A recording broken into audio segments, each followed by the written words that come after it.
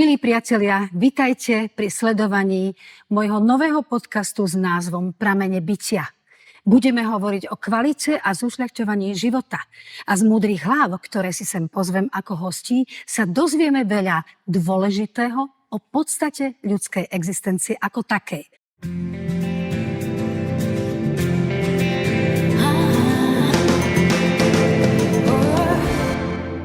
Prvého hostia, ktorého v štúdiu privítam, je profesor, kardiochirurg William Fischer. Vítaj. Dobrý deň, ďakujem za pozvanie. Veľmi sa teším na rozhovor s tebou. Ďakujem aj ja veľmi pekne, že si prijal moje pozvanie. A keď si povieme, čo je to život, ľudská existencia, základ života, nikto nevie, či sme tu spadli len tak, alebo či vzniklo to, ako hovorí Darwin, len tak z niečoho, že si bunka povedala, dobre, mám tu oko a idem ďalej. Nevieme. Ale čo je podstatné, je, že žijeme a aby sme žili kvalitne a dobre, ako som spomínala, ušľachtilo. Bez toho, že by nám bylo srdce, na tejto zemi byť nemôžeme.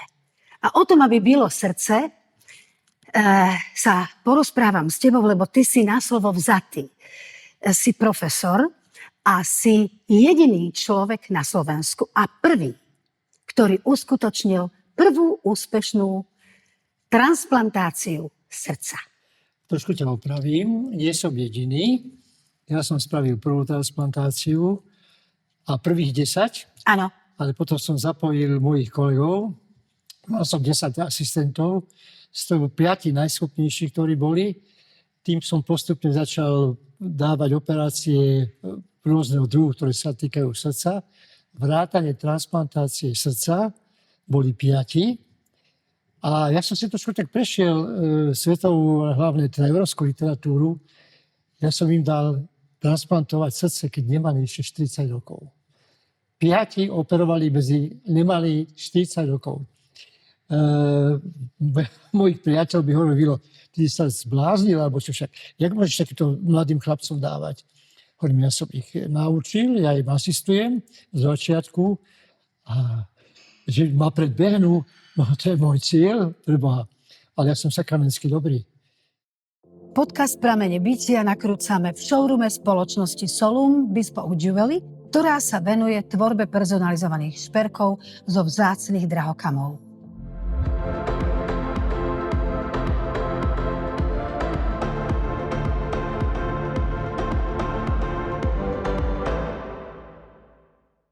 Ja som za sebou chcel nechať nejakú stopu. Mám rád Slovensko a moja súťaživá povaha športová, vieš dobre, všetky športy, ten futbal bol ako teda, futbal bol a je, teda v strede záujmu, ma vždy ťahal k niečomu, no chcieť vyhrávať, ale preto musíš sakramensky veľa spraviť. Tam neexistuje čas.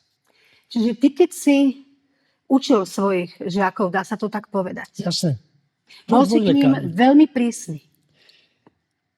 Ty ma poznáš obrazne povedané 100 rokov, tak vie, že viem byť prísny, ale moja základná... Ja mám jedno šťastie. Ja som zdedil po mame obrovskú trpezlivosť. Mimochodom nechodila do školy. Robila služku v jednej rodine v Bratislave. Ale stala sa z nej dáma.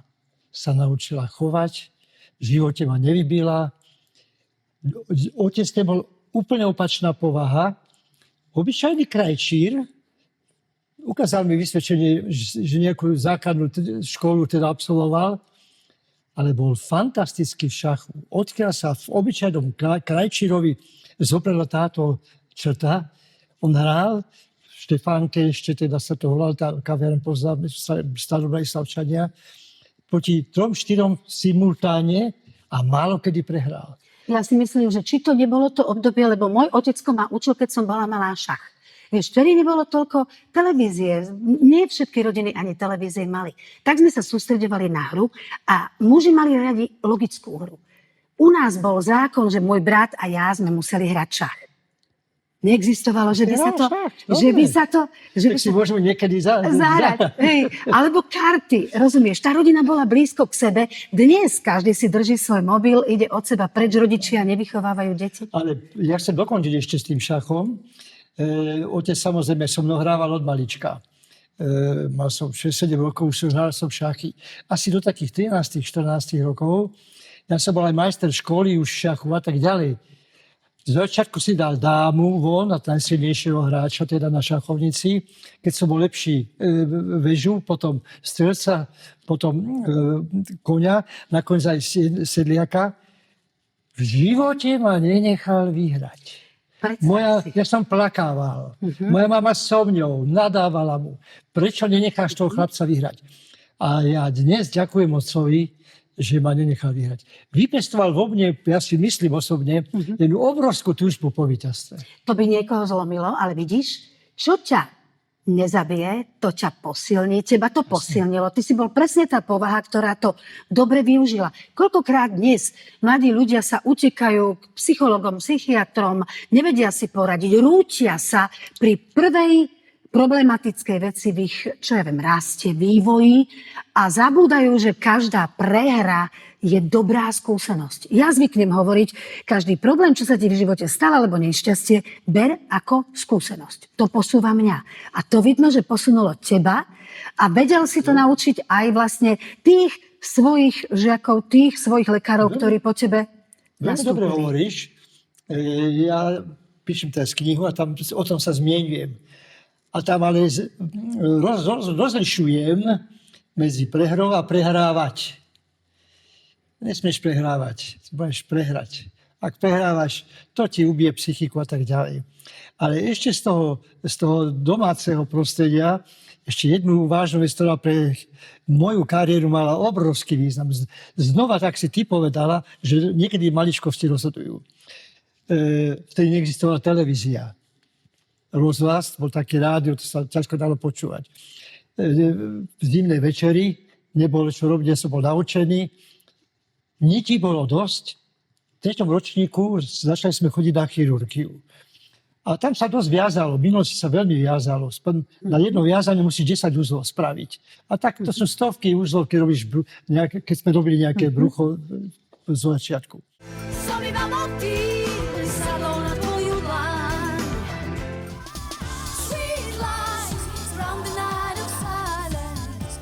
Ja som chytil nič bolo dosť okolo stola a začal som trénovať od 3. ročníka.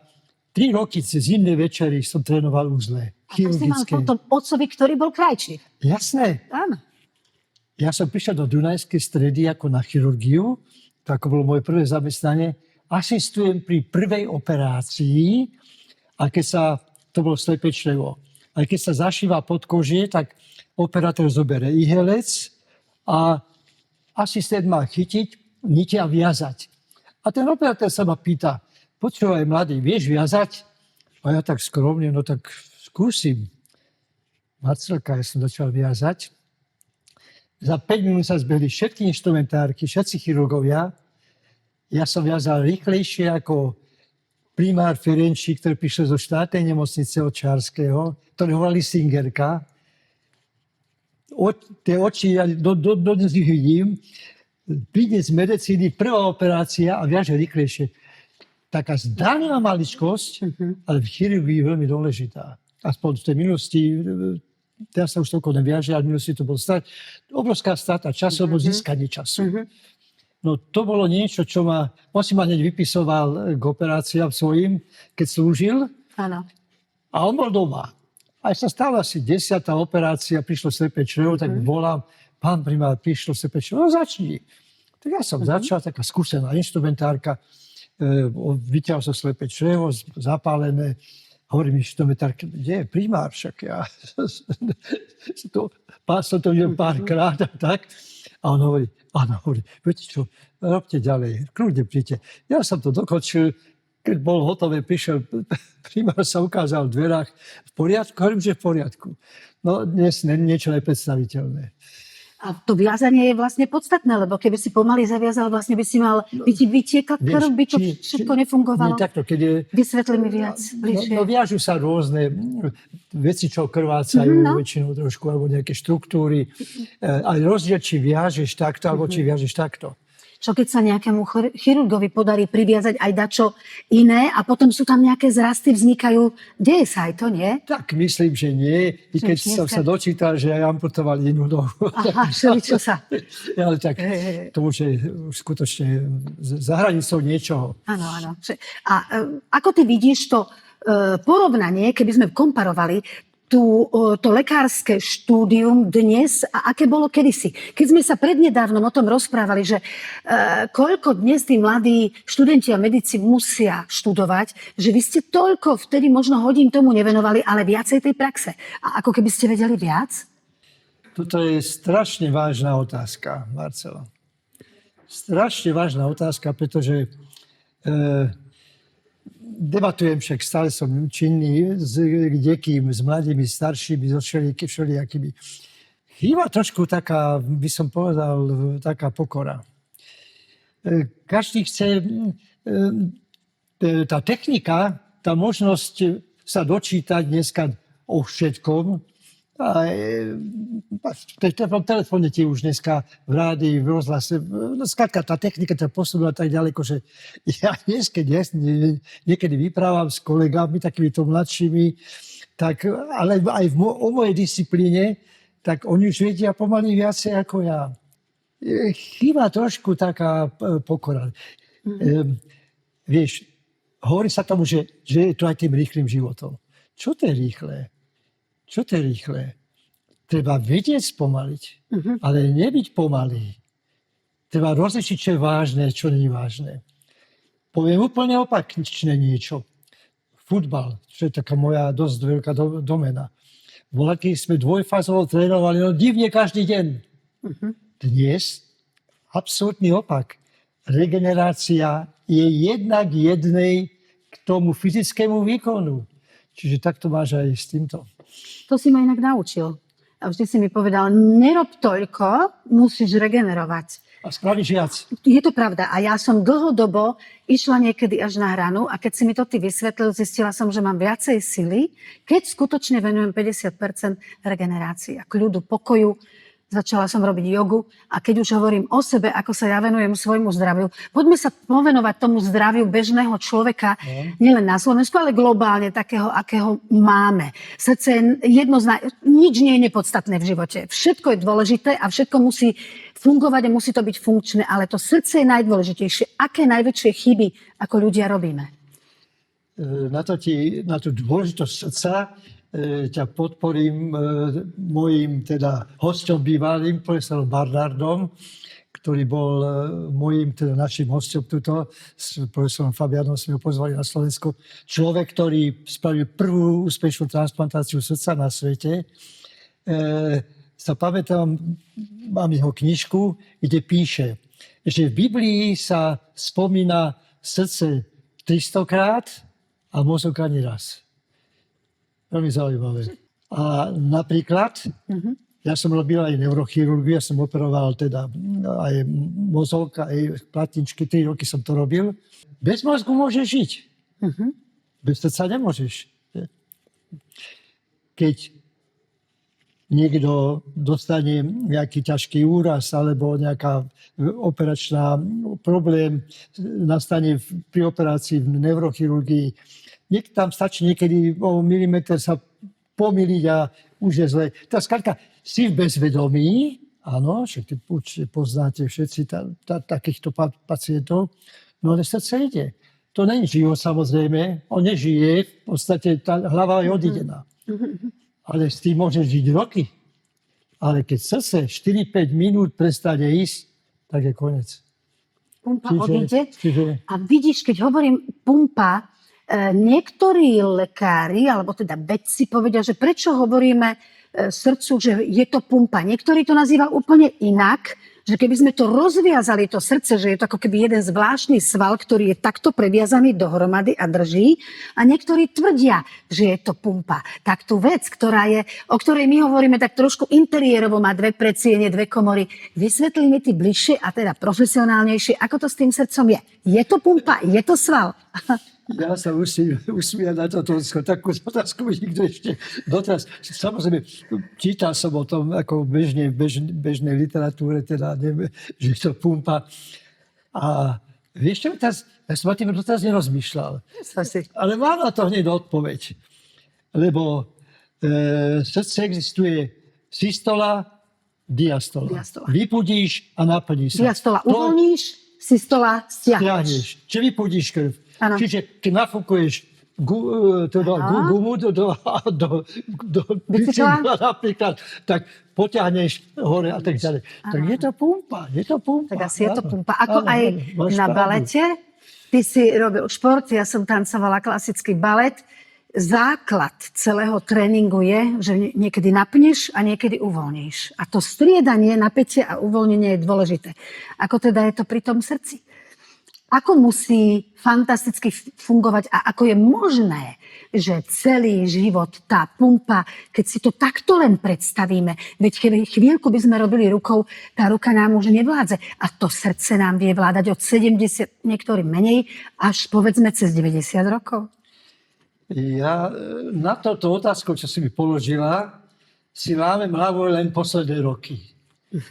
A to mi fakt nejde do hlavy, ako je možné pri tých mojich vedomostiach, čo ja mám o srdci, koľko možností je, aby to srdce prestalo teda fungovať, že to ide aj 100 rokov, aj 110, aj 120 niektorí.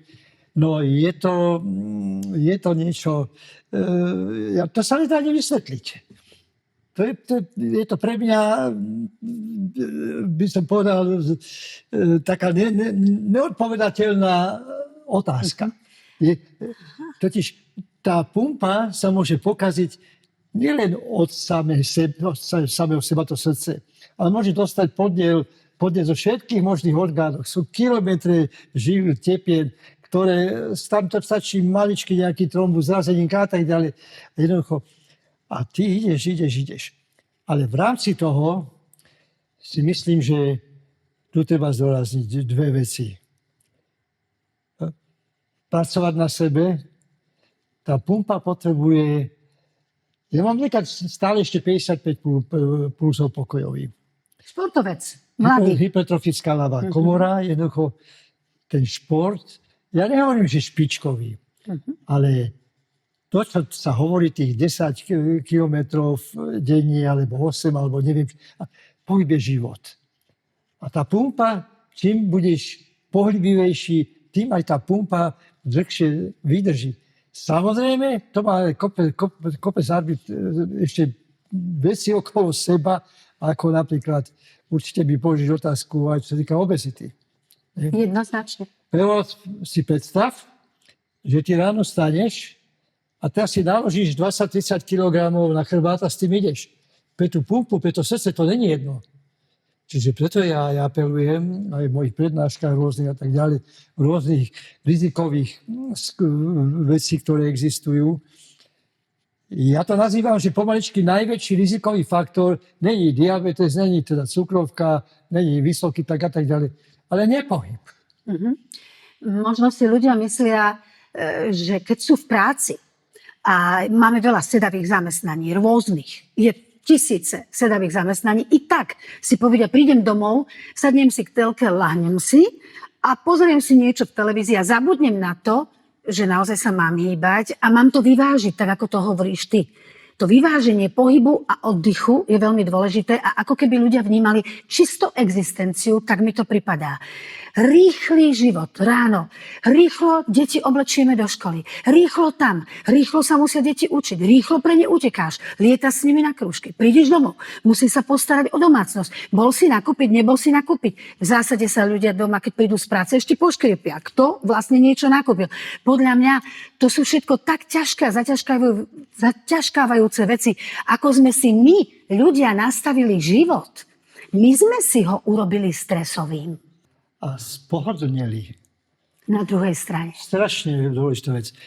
Mne sa ľahko rozpráva o detstve, lebo boli prázdne dvory, auto, to bola skutočne zriedkavá záležitosť. Ja som chodil na tréning Slovanu ako 7-8 ročný na bicykli sám, od stanice dole a potom po tréningu hore. Môže si to dneska dieťa dovoliť. Čiže zmenila sa doba. Tá technika strašne veľa spravila aj negatívneho v podstate. Ale na to sa nedá vyhovárať. Že nie sú dvory, nikde športov a tak ďalej.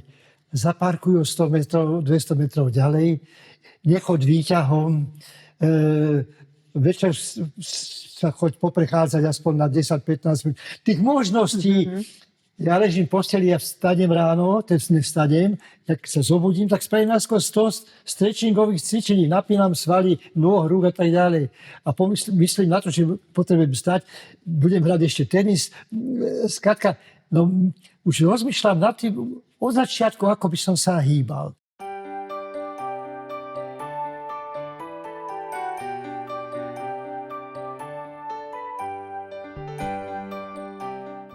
A nie je to v poslednej dobe predsa len trošku lepšie, lebo čo ja viem, povedzme, 80. roky, 90. mi pripadali, že ľudia boli pohodlnejší a dnes už teda nejaká tá ušľachtilosť toho, tej vizualizácie, muži začali chodiť do fitka, ženy začali dbať o to, ako vyzerajú, viacej športujú, viacej bicyklujú. Už nie je, povedzme, tá základná téma, že musí byť žena doma, len sa starať o tú domácnosť. Necítiš, že je to predsa len trošku lepšie, že ideme na lepší štýl? No, ja bicyklujem, plávem a bicyklujem, hlavne to sú také dva športy, ktoré ináč šport číslo 1 pre najzdravší, medicínsky najpriateľnejší šport je plávanie. Tam je všetko. Tam je všetky orgány sú zapojené do hry, teda svalové, tá ľavá komora je tam. Je to zároveň relaxačný moment a bicyklovanie na druhom mieste. Ja vidím takisto pri tom bicyklovaní, že bicykluje dosť ľudí. Ale žiaľ, to sklamem. Tá literatúra, tie fakty hovoria o tom, že máme 60% obecného obyvateľstva. Ja keď idem, teraz chodím na Nivy plávať, skrátka, kde sa dá, skrátka, to plávanie. A ja keď vidím tam niektorých ľudí, ktorí prídu, no tak fyzicky by som povedal, nechcem povedať, že sú slušne obézní. Nazvieme to predimenzované. Ja by som sa hanbil takto vyzlieť za ukázať sa. Keby si videla, koľko takýchto ľudí tam vidím, a pozor, a ich deti. A ich deti. To je zrejme obrovským dostatkom a prebytkom potravín. Potom nie všetky potraviny sú úplne zdravé. Nie každý si potraviny dopestováva, kúpi ich, je ich hotové, možno tie najhoršie hotové, možno povedzme ten systém, ktorý sme si prebrali zo západného sveta, mať všetko pripravené, hotové a nie si to uvariť. O tom mám debatu s mojou dcerou Vierkou, bývame spolu. A tá veľmi bazíruje teda na hotových jedlách. Presne ako hovoríš. Vo veľkom, keď sa to robí, ja keď chodím po tých sem tam po obchodných domoch, no to je napchaté ľuďmi. Je to pohodlné. Dostaneš aj za lacnejší peniaz ten obed alebo večeru. Ale je to ďaleko zdravšie, keď si to spravíš doma, vieš, čo robíš, a keď tebe ako žene nemusím rozprávať. Čiže veľmi dobre hovoríš, vytratila sa tá kuchyňa trošku z domu. A tieto produkty, ktoré sa predávajú, musia byť konzervované, chodí to z neviem koľko stoviek kilometrov a tak ďalej.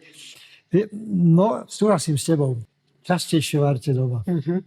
To je taká jedna základná vec. Hybte sa, varte, tancujte spolu. Ja to každému tvrdím. Tancujte večer páry, ktoré sa máte radi. Možno sa menej pohádate. Lebo, a zase na druhej strane sa hovorí niekedy hádka, že je zlá. Ale ja viem, že ty si poznal mojich rodičov, zachraňoval mi mojich rodičov.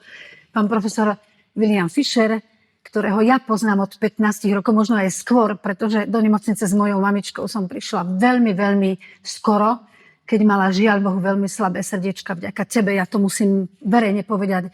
A ex post spred tých rokov ti hlboko z úprimného srdca poďakovať, že si im predĺžil život, aj keď mali slabé srdiečka.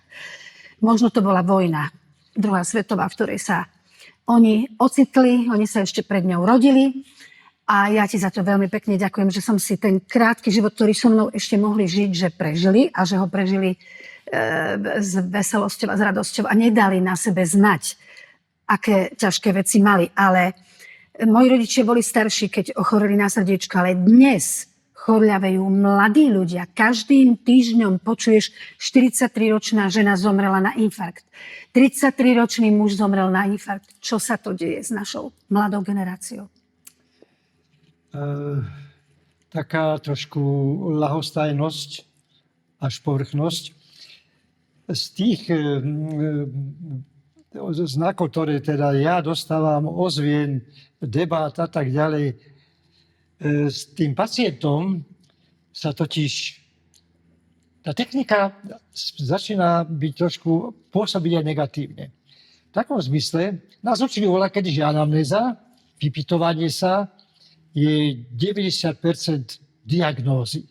Keď sa vieš pýtať, ako sa pýtať, tak tým vypytovaním sa dostaneš 80-90% k diagnóze. Teraz, prepáčte kolegovia mladší, ale ja to aj vydávam a ja mám denné telefonáty, čo ma konzultujú ľudia. Viac sa venujem tomu písaniu na stroji, ako vypytovaniu sa pacienta. Samozrejme, na to vypytovanie sa, na tú anamnézu, potrebuješ mať vedomosti. A už keď sme pri tom klopkaní, neviem, ja to chcem aj, som to povedal viacerým, takže aj pánovi ministrovi poviem.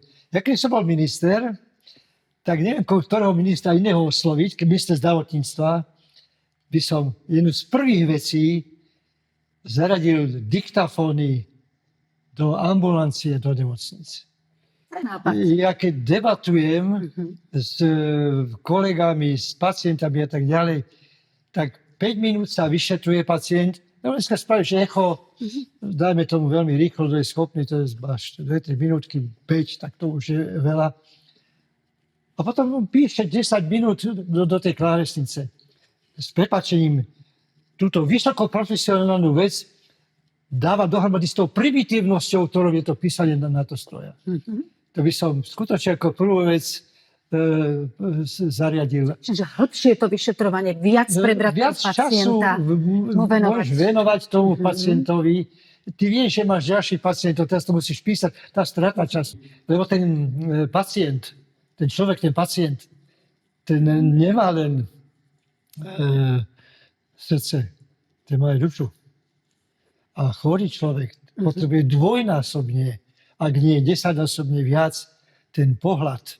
Vidieť, že ten lekár má záujem, ísť do detailov a tak ďalej. Či to nie je tým, že dnes tá medicína mne príde, ja som amatér, ale teda mala som chorých rodičov, poznám preto aj veľa lekárov, sa nejaví tak synergicky, že nevnímame toho celého človeka, ako to ten Hippokrates hovoril, ktorému vy skladáte prísahu, vnímať človeka v jeho celku. Teraz si každý ten lekár ho odoberie na to svoje a nevnímame, čo ja viem, niektoré veci môžu byť z emočných problémov, niektoré z hlavy, niektoré, povedzme, aj tie srdcové ochorenia skutočne môžu byť zo zaťaženia emočného. Môže sa tam skutočne stať, že ti môže prasknúť srdce, keď emočne máš obrovitánsku a dlhodobú záťaž?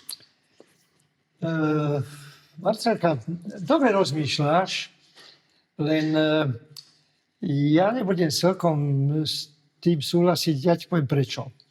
Ja som asi posledný žijúci lekár, ktorý operoval od hlavy po dole všetko. Ja som začal neurochirurgiou, potom všeobecnou chirurgiou, potom cievnou chirurgiou, potom srdcovou. Skrátka, takto komplexne. Ono to nie je také... Na druhej strane, tých poznatkov je toľko, že ty nemôžeš už absolvovať toto, čo ty hovoríš, od hora až dole. Nie. Už pomaly to ucho bude vnútorné a vonkajšie ucho, mozog sa pomaličky bude, ty budeš operať len v tej časti a tak ďalej. Skrátka, tá profesionalita je tak ďaleko, že ty nemôžeš mať. Že to musí byť tak úzko špecializované. Áno. Ale to je jedna stránka mince. A druhá stránka mince je jazyk, mimika, pohľad, úsmev, rozdiel, či sa takto díva na pacienta, lebo sa mračí. To reagujú na to tí pacienti. Reagujú. Vieš, ja som to ešte nikomu nepovedal, v rámci tejto debaty ma kope múza. Ja neviem, lebo lekár je, prepáčte mi inžinieri a právnici a tak ďalej, ale vy keď spravíte chybu, vy to môžete opraviť. Nezomrie človek. Ale chirurg, keď spraví už nejakú veľkú chybu, buď zomrie, alebo ťažkú komplikáciu. Čiže ja teraz nahlas rozmýšľam a sa zvedem na tvoj názor, že by absolvent v rámci medicíny, kto už ide študovať medicínu, možno by mal mať nejakú divadelnú, hereckú, nejakú prednášku, alebo nejaké semináre, alebo skrátka nejaké ukážky. Alebo sociálnej práce, ten prístup. Áno, ten prístup. Nech sa páči. Nemusí to byť táto stránka. Áno. Ale nejde celkom tak, sociálno-herecky by som to nazval. Lebo jedna vec je sociálna, teda vedieť sa chovať a tak ďalej. A druhá vec je potom tá zdravotná. Ty musíš, ak máš vedomosti, asi silný, ty to musíš využiť svoj prospech. A aj hráš. Ja tomu pacientovi, ktorý som vedel, že má pár týždňov života len pred sebou, že má tak ťažkú chorobu, ja som mu nepovedal, že bude žiť dlho, ani som nepovedal, že to je do opačnú stránku. Ale vždy som dával nádej. Ten pacient potrebuje mať, aj ten skutočne na smrteľnej posteli ešte potrebuje mať nádej, pokiaľ mu centrálny nervový systém funguje. A už sa dosť vracame naspäť, tá debata s tým pacientom, táto chyba. Čiže to je základ tej solidarity, subsidiarity s tým pacientom, jeho podpory, jeho vnímania, lebo on keď ti dôveruje ako lekárovi, niekedy sa dejú aj zázraky. Verím pánovi doktorovi, ja sa zázračne liečím. To je ako, pamätáš si, ako vravievali moja babička, ako naškrabané zo steny. Uveríš tomu, viera ozdravuje. Poviem ti príklad. Bol pacient, už teraz, keď neoperujem, mi telefonovali, takí ceznámi sa ku mne nejak dostali, že mne už volajú aj takí, že pán profesor, prepáčte, že volám, som si zohnal telefón číslo. A ja mám niektorí hovoria, že moji blízky, že to není celkom dobrá vlastnosť. Ja hovorím, aj preto som dosiahol také úspechy svetové, ako som dosiahol, že som dvihol každý telefón. A s každým rozprávam. Je to jedno. Ja poviem jednu príhodu, keď jeden minister tu na Slovensku bol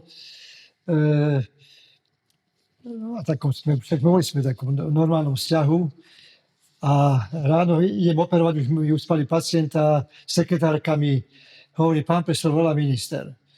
Ja hovorím, povedzte mu, že idem už na sa operovať. Že nie, že máte okamžite prísť k nemu ako dobrú radu. Idem telefónu, hovorím mu, nechcem povedať krstné meno. Prosím ťa, ja mám okamžite prísť na ministerstvo. Tak som zavolal na sálu, povedal som prvý asistent, odoperujte, idem ministrovi, chcem mu podať ruku, on sadni si. Hovorím, čo sa deje? Je pravda, čo si včera napísal v novinách? Hovorím, neviem, ten rozhovor, v čase by som podal moje najväčších úspechov.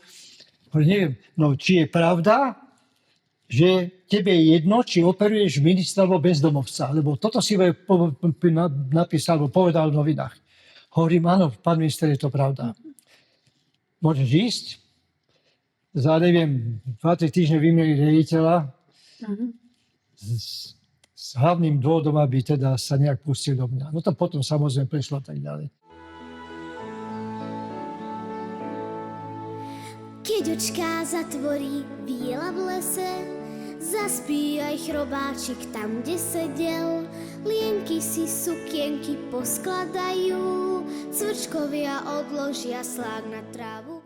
Je to tak, ako si spomenul, že či by si bezdomovca alebo ministra, čiže v podstate je to tak, ako keby sme sa mali pýtať rečnícku otázku, kto je k Bohu bližšie, žobrák alebo kráľ? Ja som Stvorenie ako také. Ja mám jednu vlastnosť, ja to tak trošku znie trošku vulgárne, ja tomu hovorím, že profesionálny idiotizmus. Ja keď som začal operovať pacienta, prvé minúty som možno vnímal, vôbec nie. Operoval som Miša do Čolbanského, za 5 minút som zabudol, koho operujem. A mám takú peknú príhodu. Samozrejme, tí pacienti spia v takom hlbokom spánku, ale na začiatku sa môže stať, že ešte trošku sa mi zdá, že keď sa zarezal, že sa zamrvil. Ja hovorím anesteziologom, uspíte tú babu. A sa začali spiať. Pán profesor, to je chlap. Aha. Ale nechcem ti povedať, ja som s každým pacientom, každý operatér musel s pacientom rozprávať. Čiže videl som, že koho ide, ale v rámci tých povinností, už keď bol na stole prikrytý. A toho množstva informácií, ktoré ty tam musíš riešiť. Toto som sa ťa veľmi chcela opýtať. Pre každého človeka, čo musí byť vo výkone, ako napríklad ja spievam, nemôžeme to ani len porovnávať s tou záťažou, ktorú máš ty. A preto sa ťa spýtam, aké to je, aké to bolo, to bude otázka, aké to bolo, keď si bol mladý lekár a nielen, že si zašíval, aj to už bolo náročné, ale reálne ten prvý pohyb skalpelom, aby bolo správny, aby bol taký, ako má byť. To musí byť obrovské napätie. Ako to dokážeš a ako si dokázal potom celé roky a dennodenne byť v tej rutine? Ja začnem tým, ja píšem knihu, tá by mala výjsť za nejaké 2-3 mesiace. Jednu kapitolu mám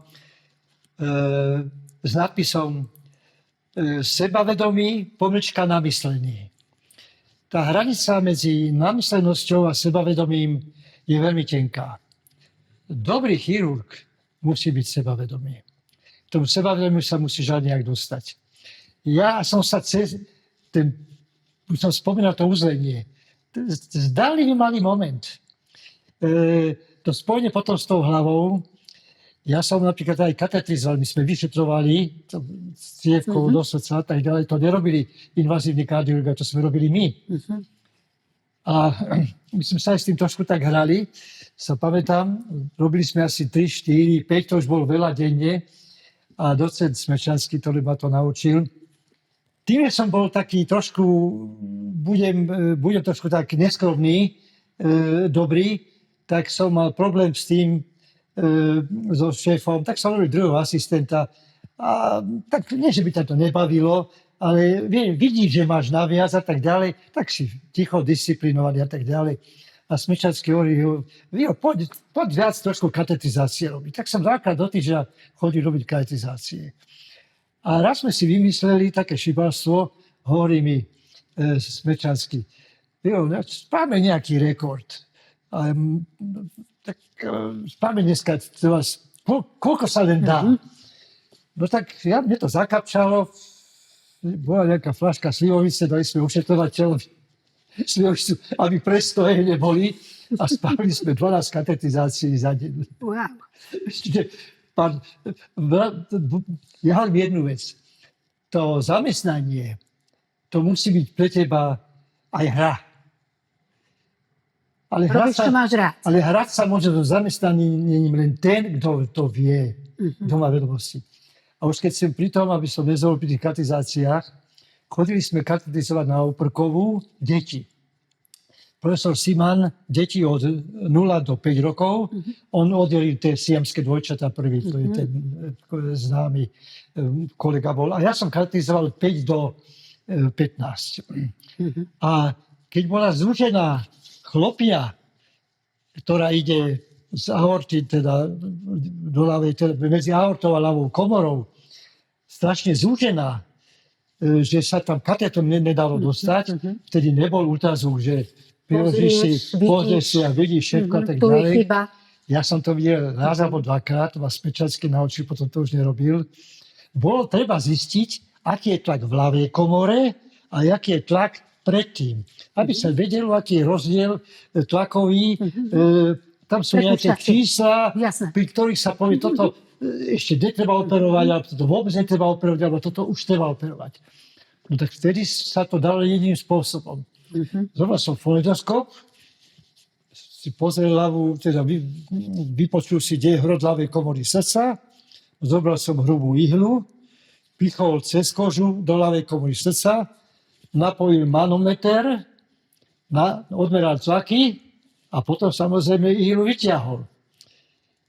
To sme samozrejme takú hodinu trpli všetci, či to bude krvácať, nebude krvácať. Marcelka v nemocnici, kde nebola operačka. Dneska je to na kriminál.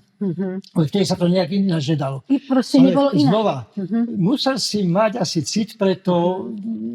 A ani raz mi pacient takýto nekrvácal. Ani raz.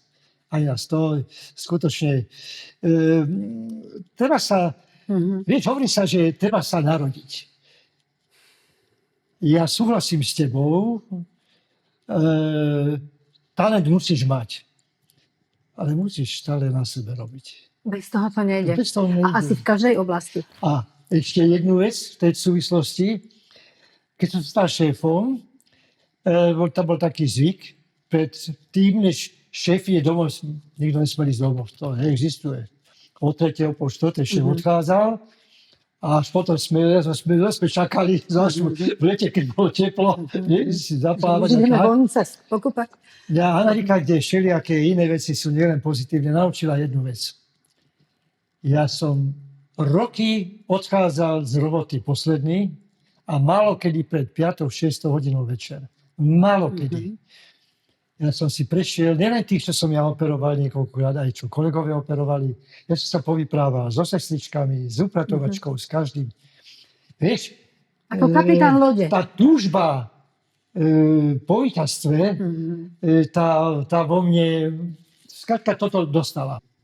Ale keď niekto zomrel, tak sa robil tzv. Exitový seminár. Referoval kardiológ, chirurg, anesteziológ, pooperačné. A za môjho predchodcu bol systém, že to bol šéf musí spraviť záver. Nadiktuje alebo zapíše záver.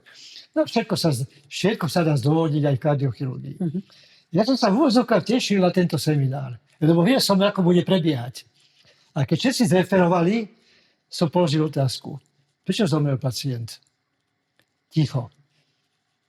Už som nečakal. Tak som povedal. Jano, ty si operoval pacienta, si spravil takú a takú technickú chybu. Fero, ty si, to vymyslené krstné mená, ty si slúžil, som dal jasné pravidlá hry po pol hodine, koľko môže byť krvácanie, aby sa potom už išlo otvárať, čakalo sa zbytočne. Ty si pacienta otvoril až po 5 hodinách. Vážený, od dnešného dňa na extovom seminári vy budete referovať pravdu. Prosím, môžu byť výnimočné prípady, že nevie, že spravil chybu, nevedomky už spravili správne, nech sa páči. Ale kto si neprizná zjavnú chybu, nebude operovať jednoducho. Veď to boli také drobné momenty, lenže ja som si získal tým, že oni operovali. Boli vo výkone neustále. A čím viac operuješ, tým si lepší. Samozrejme. Ja som im rovno povedal, prvých 10 ja a potom idete vy 5 do hry. Z prvých 100 ja som spravil 45, 55 spravili tí ostatní a po mne to funguje. Kto bol tvojim najúspešnejším žiakom?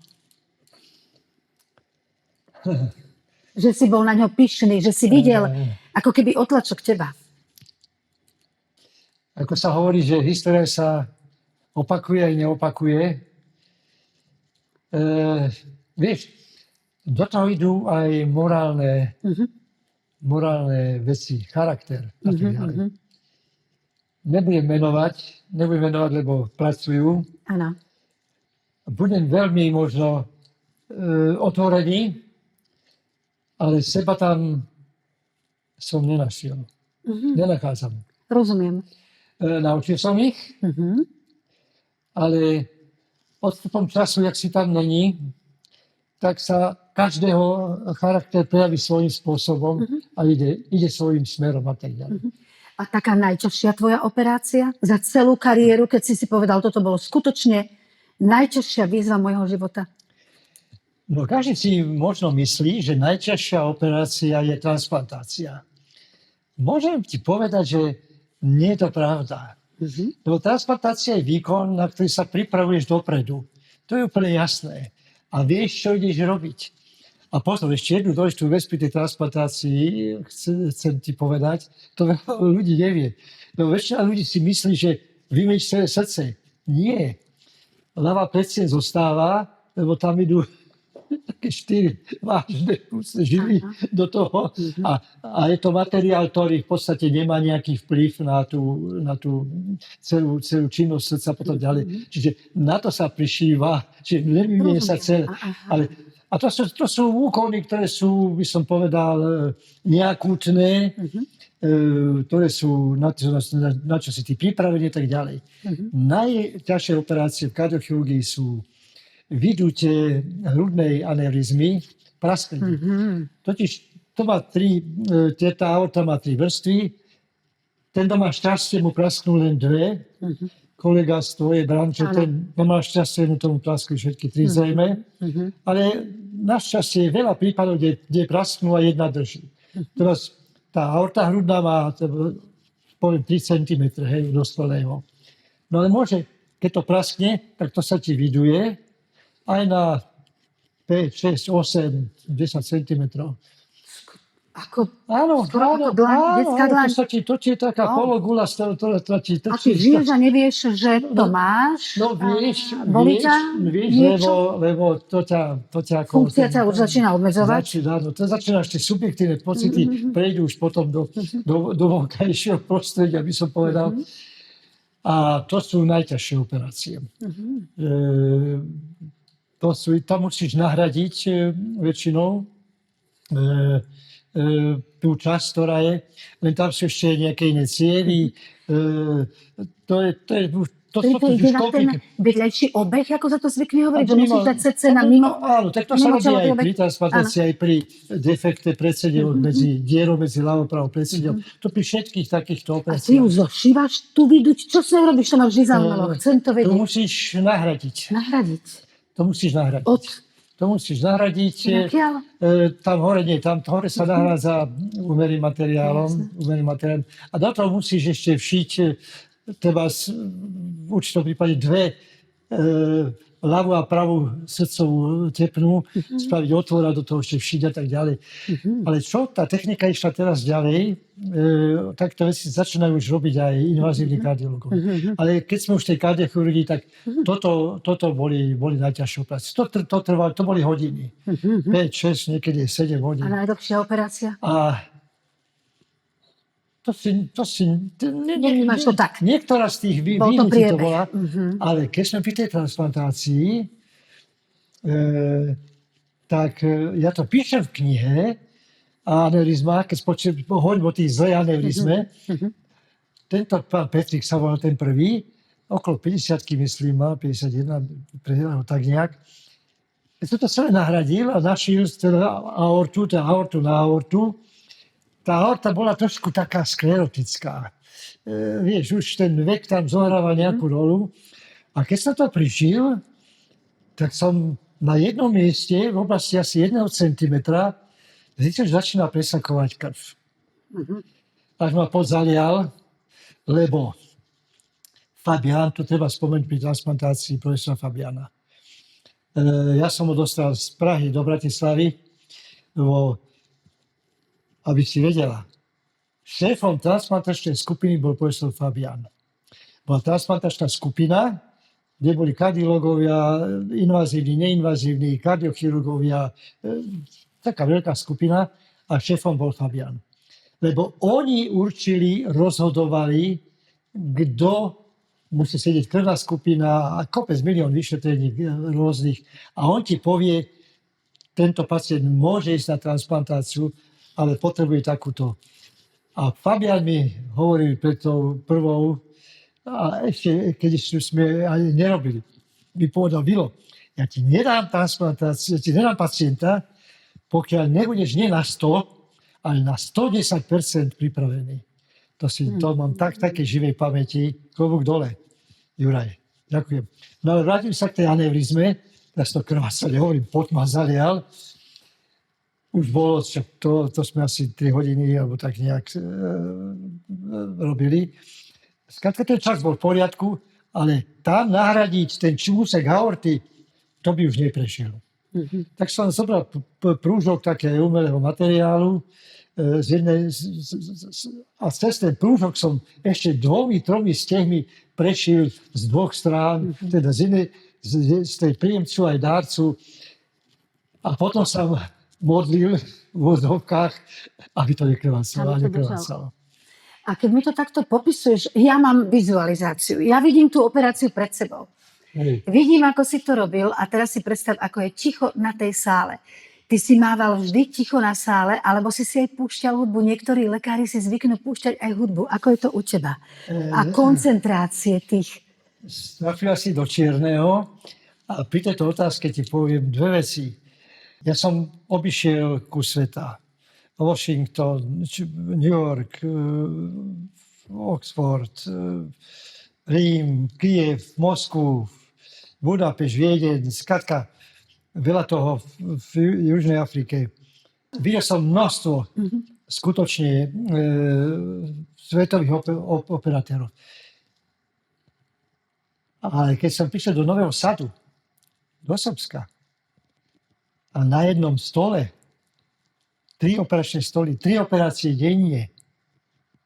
Sice od rána do večera sa robilo, rýchlo sa robilo, bezpečne, s vynikajúcimi výsledkami. Profesor Radovanovič sa volal, jeden z jeho asistentov, Jano Serešťanský, som ho pritiahol do Banskej Bystrice, tam robil primára, ešte stále operuje. Tak ti môžem povedať, že najlepšiu kardiochirurgiu som videl v Novom Sade. Vrátim sa k tomu Houstonu. Boli 2 najväčší svetoví kardiochirurgovia, profesor Debeke a profesor Cooley. To boli 2 absolútne SA. Robil som všetko, preto aby som sa tam dostal. 8 operačných sálov. Som poukázal, za to prišiel do hotelovej izby a som spravil vec, ktorú nezvykli robiť. Pozrie sa do zrkadla, ale pozrie sa ticho. A ja som sa pozrel do zrkadla a som si povedal, Vilo, ty nie si po taktickej stránke horší kardiochirurg ako tí 2 svetoví kardiochirurgovia. Vy máte lepšiu budovu a lepšie prístroje. Moje sebavedomie, ktoré nebolo malé, ešte vzrástlo. A preto som si aj dovolil tých sopliakov pustiť k takýmto operáciám. Si ich vedel aj odkontrolovať, aj viesť tou operáciou. Áno, a keďže ja som od malička, gitara. No, a tá hudba, to som sa pýtala, na tej sále. Od malička hrám na gitare. Áno. To čo znamená? 10 prstov, Áno. to znamená stretching prstov, No. to znamená, že pre tú chirurgiu mimoriadne dôležité, to vlastne príprava na chirurgický výkon. Áno. Počet toho, keď zažal svetlo v tom Novom Sade na operačke, muzika. A tá je úžasná muzika, pomáha a tak ďalej. Áno. Prišiel som domov, požiadal som sponzorov, prosím vás, kúpte nám na každú sálu, tak sa hrala muzika. Samozrejme tichá, a že bolo ticho. Na to ti volá, čo poviem. Možno ten šport, áno, vedomosti a výborné výsledky ťa doviedlo asi k tomu, čo teraz ti poviem. Keď sa stala nejaká nečakaná situácia na operačnej sále, praska ti nejaká cieva, nemusia to ísť aorta, čokoľvek iné, alebo nechcem ísť do detailov. Čo robí? No krik. Každý, daj toto a tak ďalej. Panika. Ja som vtedy zareval, držte hubu. Prečo? Čo robí panika? Vyplaví sa ti adrenalín, vstúpie ti práca ľavej komory srdca, vyťahneš to na 100 pulzov. To má samozrejme vplyv aj na mozgovú cirkuláciu. Horšie sa rozmýšľa a tak ďalej. Keď je zle, vtedy zachovaj chladnú hlavu.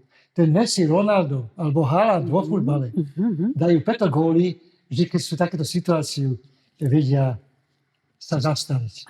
Čiže ty hovoríš o tej totálnej vektorizácii, dobrom zacielení a ak by sa čokoľvek stalo, len v kľude dýchať a vedieť, ja toto zvládnem a viem ako. A ak je panika, nepanikáriť. Áno. Ja to zvyknem používať, keď idem na predstavenie a koľkokrát sa stane, čo ja viem, zlyhá aparatúra, zlyhá mikrofón, zlyhá extrémne množstvo vecí a ja si vždy vtedy poviem, pokojne dýchaj, možno to je z tej jogy a poviem si, aj keby bolo ako, aj keby bolo najhoršie, postav sa tam a spievaj. Raz sa mi stalo, ty si pamätáš môjho ocka, lebo si mu zachraňoval život x-krát. Spievala som na Žofíne v Prahe. Bola to obrovská skúsenosť, pršalo. Bol to taliansky klient, plná sála, nádherný Žofín. Mali sme hrať.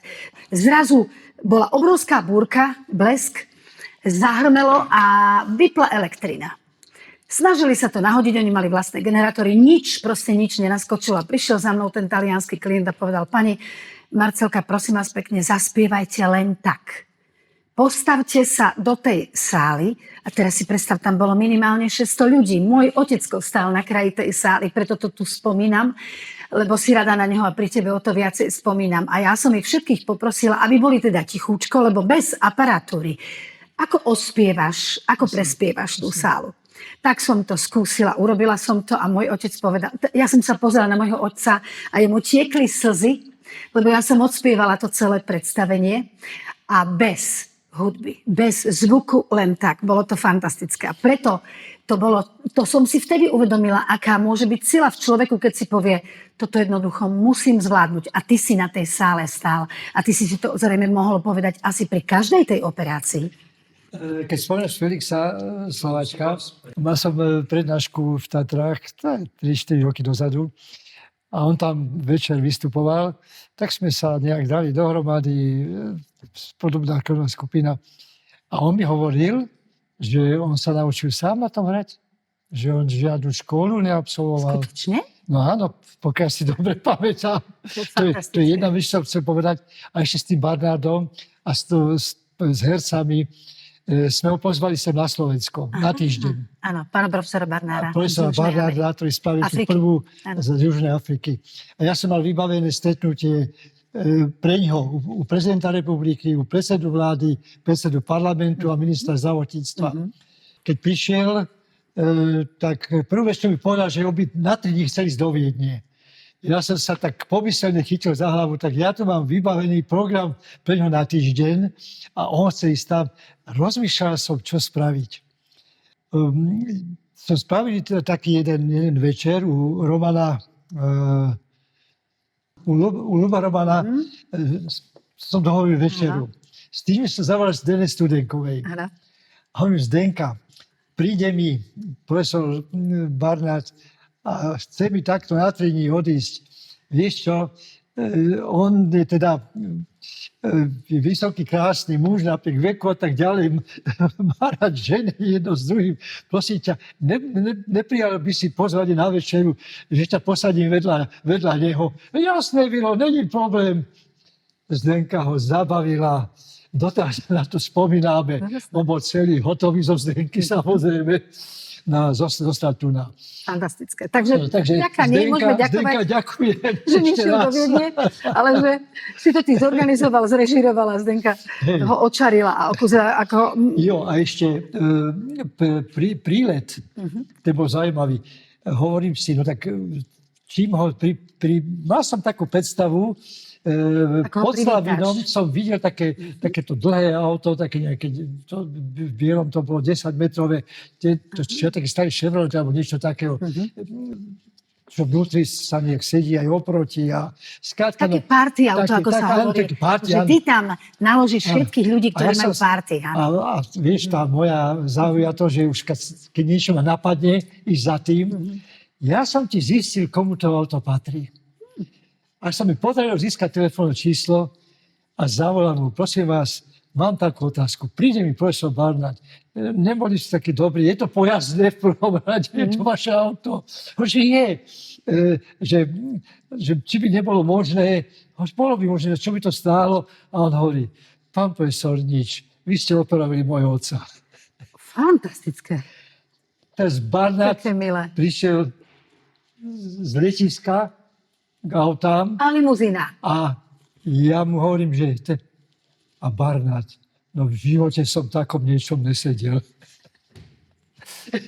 Takéto maličkosti Áno, zdánlivé, si dáš ktoré ťa záležať. hneď posunú niekde inde. Áno, Zobral som ho na hokej. Mhm. Vypredaný štadión. Zdohodli sme sa, že ho teda predstavia, sa postaví celý štadión, bo tlieská, no bol úplne hotový. Si mu urobil skutočne taký krásny výlet. Že nelutovala, si to pamätá. Nie, hej? nie. Navždy a na veky. Hej. No a my máme toľko tém, čo sa toho srdiečka týka, že toto nie je naša posledná relácia a my o srdci s tebou budeme hovoriť viackrát.